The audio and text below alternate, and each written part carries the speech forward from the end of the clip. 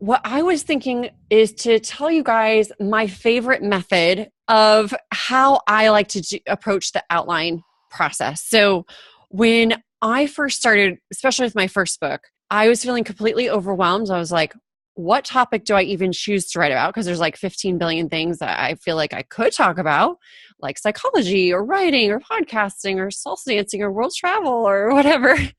And I just felt like a fear of picking the wrong thing or analysis paralysis. And I was just like, I was hitting a roadblock. So what I like to do for my first step, which I have a method called the P.S.T method, which doesn't stand for Pacific Standard Time, although I like it because I'm from California and live in California. But the P actually stands for Post-it notes. So you don't have to use Post-it notes. You could just use like a journal or a piece of paper or a Google Doc. But if you do have Post-it notes, then grab them out. It can be different colors even. And what I like to do is set aside some time and literally just brain dump every idea you can possibly think of what you could write about or what you might like to write about.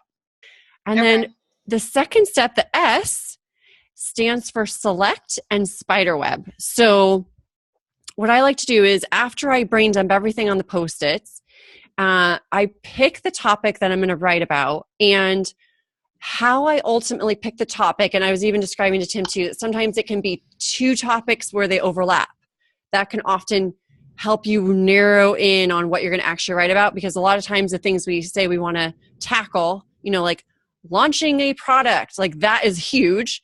So, launching a product for electrical engineers, whatever, like if you can narrow it down, it often makes the writing easier and it makes it more clear to whom you're writing, so that the writing inside is actually also more impactful to the person that reads it, that for whom it's right for.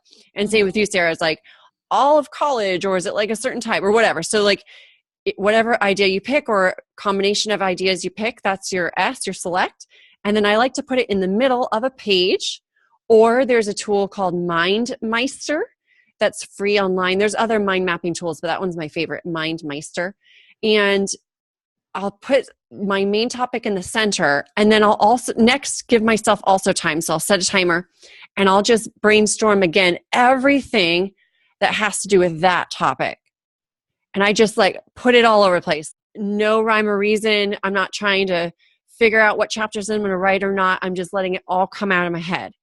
And it ends up to me looking like a spider web, because there's like, oh, I can do this and then that. And there's like lines everywhere and circles and stuff like that.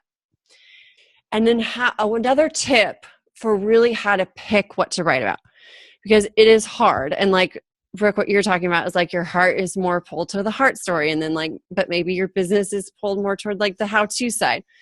So for me, I feel like if you're at the stage in your professional life where your top priority is to still grow your business, then I would lean toward going toward the book that is going to help you be able to leverage it for more things in your business. And that could be the heart story, or that could be the practical.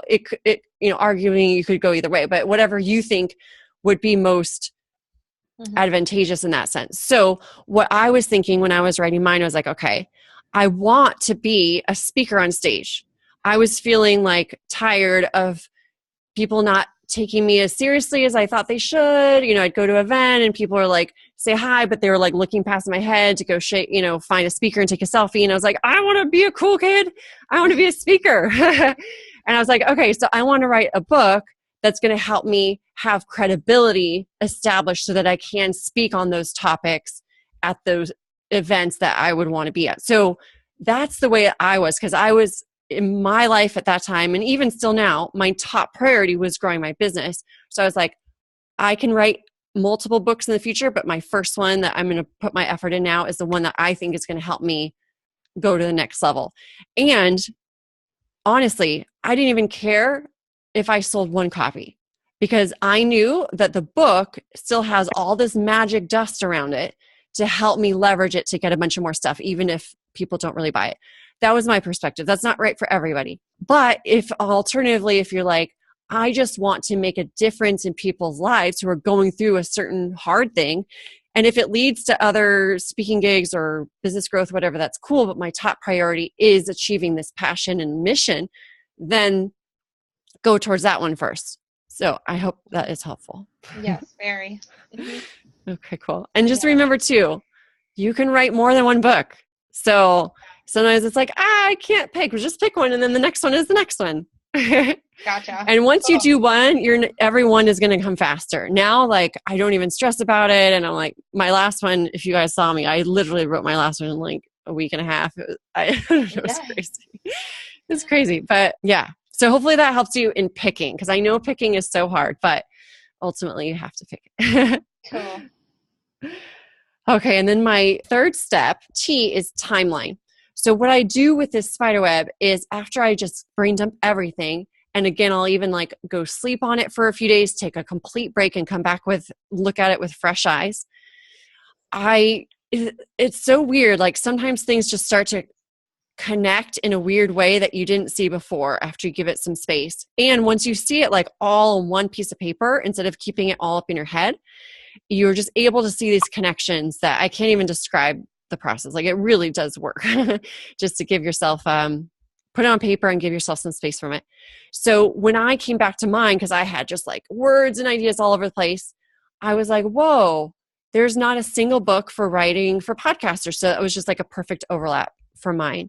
And then once you have all the spiderwebby ideas out everywhere, then what I did is, let's say you have 25 things that could be a topic. I would kind of look how I could group some, get rid of some. Okay, maybe that's in a book 2, a part 2. That's not really that important. And I would pick my top, I personally went like my top 10 to 12 things. And I wrote them out in T timeline in a logical way that I thought that someone who would want to learn that topic should learn it, in what order that they should go.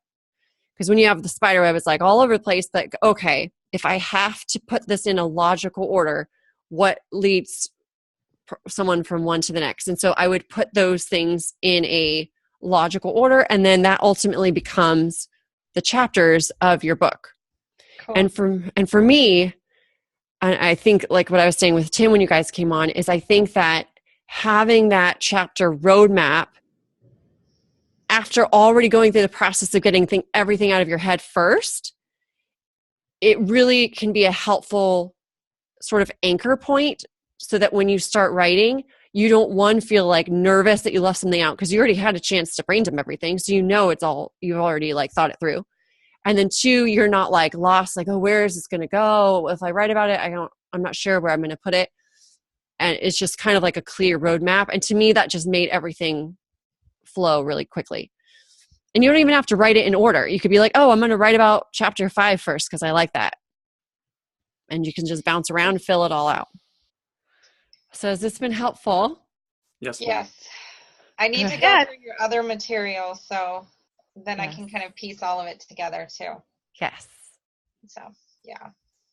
Good.